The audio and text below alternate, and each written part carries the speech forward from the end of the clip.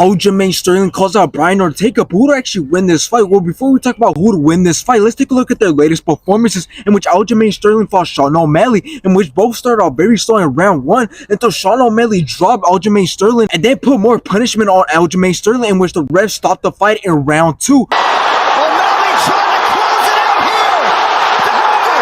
At this, we all know that Aljamain Sterling just recently fought Calvin Kattar at UFC 300, in which Aljamain Sterling took control of the whole entire fight with his wrestling, grappling, and ground game, in which he even slammed Calvin Kattar in round 3, and obviously Aljamain Sterling took it by decision. Now let's take a look at Brian Ortega's latest performances, in which he fought Yair Rodriguez, in which the fight was stopped in round 1 due to Brian Ortega getting a shoulder injury in round 1. Now after this, Brian Ortega went on to fight Yair Rodriguez once again, in which both went back and forth, a very close fight, in which Brian Ortega got dropped twice in round 1, but then he brought it back in round 2 and took control of round 2. And after this, Brian Ortega got Yair Rodriguez in an arm triangle choke, in which he made him tap in round 3. He's got it locked up. Oh, that's in. And he's got 4 minutes. And that's the tap. Now, even though Aljamain Sterling just had his first fight at 145 and is now ranked number 8 and Brian Ortega is ranked number 3 and is coming off a win, this fight still does make a lot of sense for it to happen. So for those who are saying that it doesn't make a lot of sense, I would argue that it does, because Aljamain Sterling just proved that he has the skills and the ability to outperform his opponents, because going into this fight with Calvin Kattar, he was set to have the disadvantage when it came to striking, but the advantage when it came to grappling, and that's exactly what happened. He used his strongest weapon to defeat Calvin Kattar. So if Aljamain Sterling was able to use his amazing grappling skills to disable Calvin Kattar's striking and take the fight to the ground, then I do think if he could do the same thing here with Brian Ortega, then he avoids the possibility of having a back and forth striking match with Brian Ortega, which I think he loses in that case, because we have seen Brian Ortega go to war